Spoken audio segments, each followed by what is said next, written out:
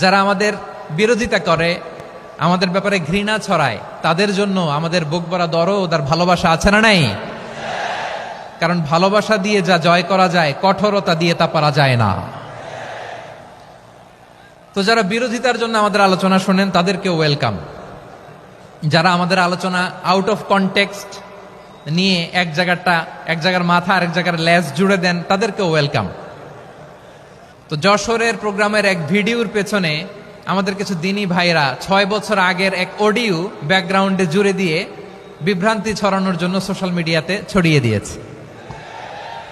তো তাদের প্রতিও আমাদের কোনো রাগ নাই, ক্ষোভ নাই। তারা হয়তো দিনই তাকাদা থেকেই করেছে, কিন্তু তারা হয়তো বুঝতে পারে নাই এই যে রিসেন্ট আলোচনার ভিডিওর পেছনে 6 বছর আগের অডিও জুড়ে দেওয়া, এটাকে বাংলায় বলে প্রতারণা।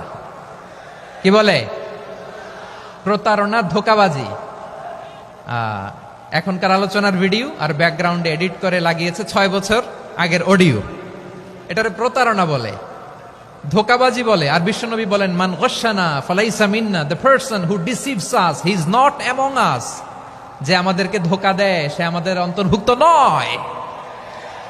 তো বিশ্বনবীর এই হাদিস তারা মনে রাখে না। তো এজন্য শুধু বিশ্বনবীর প্রতি সাল্লাল্লাহু আলাইহি ওয়াসাল্লামের প্রতি সেরেফ ভালোবাসা আপনাকে বাঁচাতে পারবে না যদি বিশ্বনবীর আদর্শ আপনি গ্রহণ না করেন। তার জলজান্ত প্রমাণ, আবু তালেব বিশ্বনবীকে অনেক ভালোবেসেছেন আলাইহি